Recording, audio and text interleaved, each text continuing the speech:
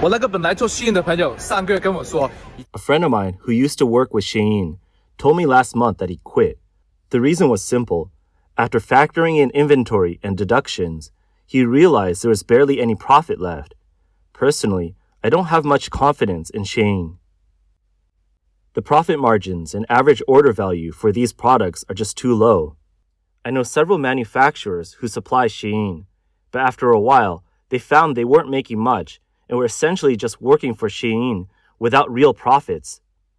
今年的工厂有点不好开呀，各位看一下。 Running a factory these days is tough. Take a look. This one has shut down. Over there, an entire building has multiple factories closing. Look, this one moved out just yesterday, clearing out everything, even the air conditioners. And over here, these factories have been sitting empty for a long time. No one is renting them. Many people come here to start factories, but before long, they shut down. At this point, working a regular job can sometimes be better than running a factory. The competition is too intense, and there just aren't enough clients. Look at these stools. They've been taken away.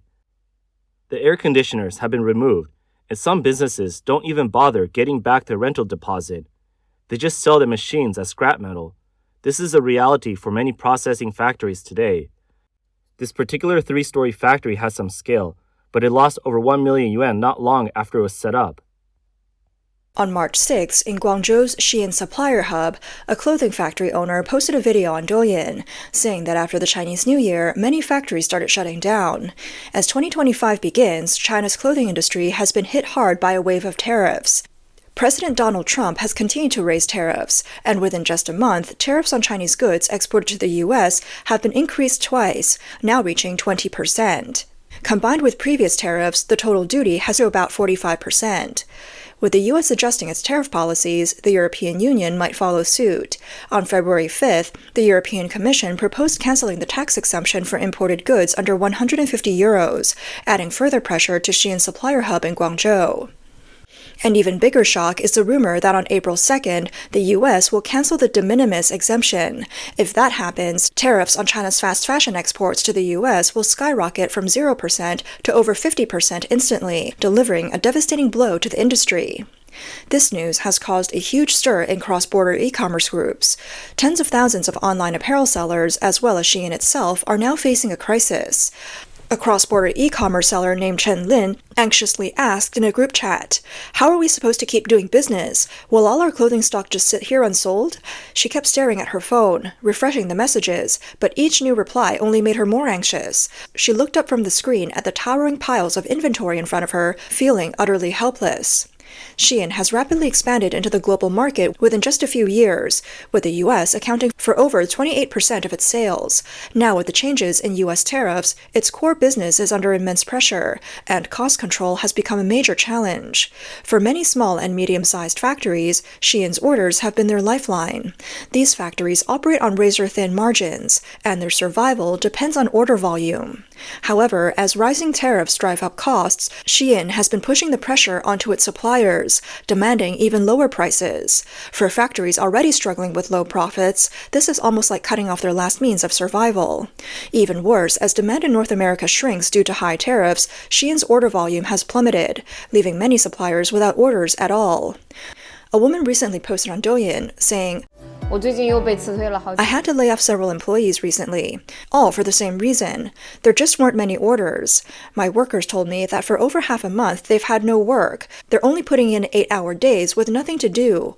I can't help but wonder, is our country's manufacturing industry declining? So many factories have no orders. But if we compare to other countries, look at Vietnam. Their orders are booked through to May or June next year. And India? Their orders are scheduled until the end of next year. Why is it that China's manufacturing industry is supposed to be booming, but instead there are no orders?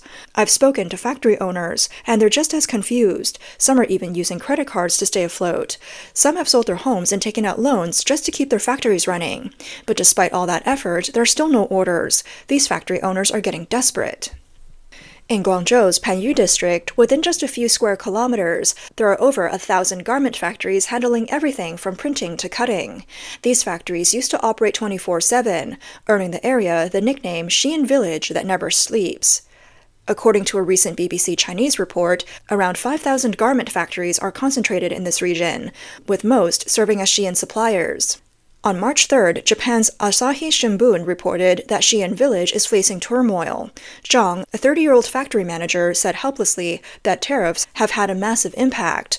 Last year, Shein's orders kept coming in, but now they've suddenly dropped to zero. His factory's production workshop is now nearly empty, and business has half collapsed. A Shein subcontractor factory that invested over 1 million yuan was only established last year with about 20 employees.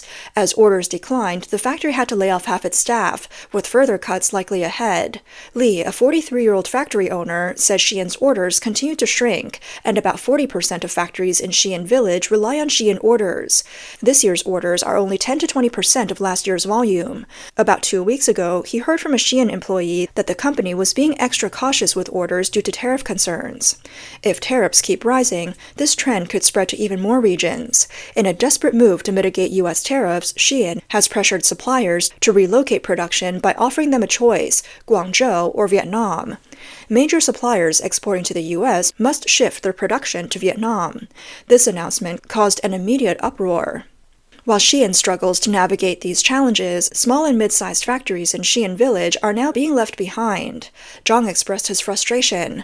"We were the ones who built their low-cost empire, working ourselves to the bone. Now that costs have gone up, they're treating us like a burden and dumping us. How heartless!"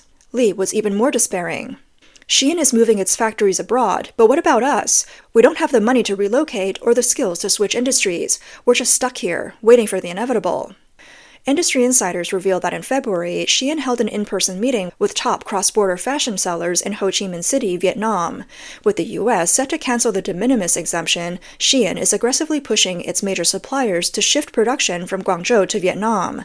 The company has already begun constructing a 300,000 square meter warehouse in Vietnam and plans to move 30 to 40% of its orders there by June. Suppliers that set up local factories will have their orders purchased at higher prices, while those that don't might see their orders cut. The meeting was held by top-tier suppliers, and attendees were required to keep details confidential. Shein does not want to bear high tariff costs, so it is passing the pressure onto weaker suppliers. A Guangzhou-based women's apparel factory owner described the situation as a gamble with no way out. His factory is now dismantling its production lines in Shein Village, preparing to ship them to Vietnam's Haiphong port in March. According to his factory's relocation plan, labor costs in Vietnam will be about one-third of Guangzhou's for the same positions. However, moving the factory will cause equipment depreciation rates to increase by 50%. Rumors about Shein expanding its production in Vietnam have drawn significant attention, but a Shein spokesperson quickly denied them. In reality, it's not just about trade disputes and geopolitics. With rising labor costs in China, many of Shein's suppliers have long noticed the industry shifting and have been forced to move production to Southeast Asia. Recently, videos posted on Douyin have indirectly confirmed that some Shein Village factories are relocating to Vietnam. I just heard some major news today. Why does this seem like the clothing industry is shutting down before the year even begins? The reason is Trump's trade barriers. As a result, Shein, the largest cross-border e-commerce platform in Guangdong, has shifted all its orders from Guangzhou and Panyu to Southeast Asia, particularly Vietnam. Labor costs there are lower. The average salary ranges from 1,000 to 3,000 yuan. On top of that, the tariff difference between Vietnam and China for certain product categories is as much as tenfold. Many companies don't want to relocate. After all, their families, employees, and fabric suppliers are all in China. They don't want to uproot everything just to keep their businesses running overseas. A clothing factory owner pointed out that while Vietnamese workers are cheaper, their efficiency is only about 60% of Chinese workers, and their defect rate is 3 times higher. The local power supply is also unstable, causing at least 8 hours of downtime per week. Another women's apparel manufacturer noted that even setting aside the massive investment needed to build factories in Southeast Asia, Vietnam's supply chain simply cannot compare to Guangdong's. More importantly, if the U.S. imposes tariffs on goods produced in other countries as well, all this effort will be for nothing. Relocating to Vietnam does come with risks. Even if companies move, they might not escape scrutiny unless the business owner fully becomes a Vietnamese national. A case that has alarmed many businesses is that of the A-share-listed company Hai Xiang Xin Cai. Because its Vietnam factory failed to meet localization requirements, U.S. Customs retroactively imposed a 25% anti-circumvention tariff, cutting the company's annual net profit in half. As orders continue to plummet, garment factories in Guangzhou's Shein village are facing an unprecedented survival crisis. Industry experts predict that if U.S. trade policies keep tightening, Shein's supply chain will undergo a massive shakeup, potentially impact entire cross-border e-commerce sector. Shein Village isn't just home to countless garment factories. It has evolved into a complete industrial ecosystem. Some areas have storefronts on the ground floor selling materials, accessories, packaging, and logistics services, while the second floors are dedicated to garment production. In this way, a small town or industrial park can encompass the entire supply chain. Beyond Shein Village, Guangzhou's clothing industry is much larger. The Zhongda Fabric Market and the 13 Hongs Wholesale District are among China's top industrial hubs, capable of quickly responding to Shein's fast-paced supply chain demands. Over the years, Shein suppliers have built a complete ecosystem. If 30 to 40% of its U.S.-bound production shifts to Vietnam, it could trigger a domino effect, forcing small and medium-sized factories that rely on U.S. orders into bankruptcy.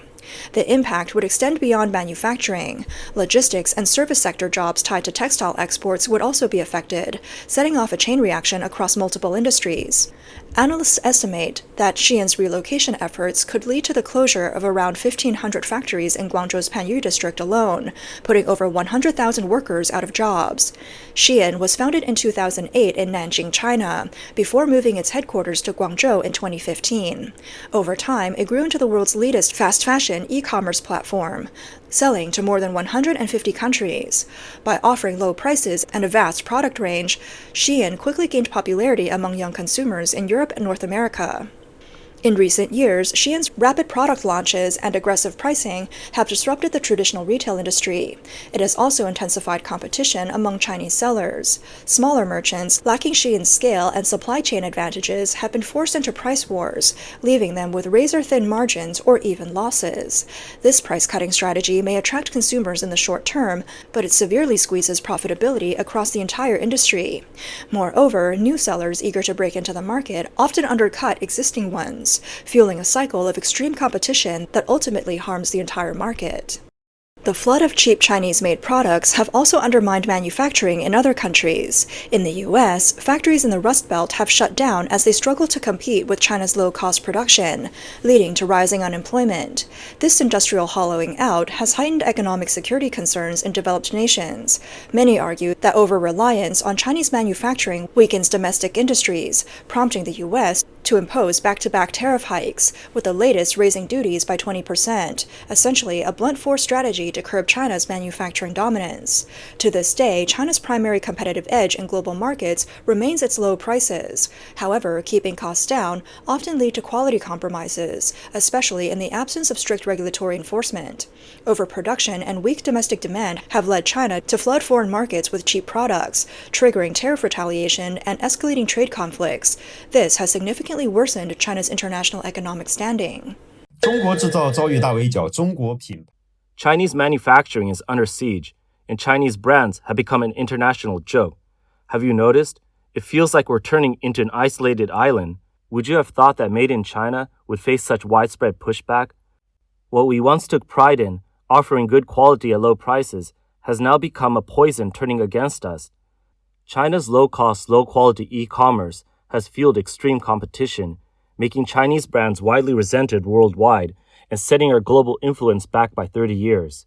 These relentless price wars are destroying us, but they won't harm foreign competitors because they've already stopped playing our game. We must confront a harsh reality. The low-cost platform economy is a trap of its own making.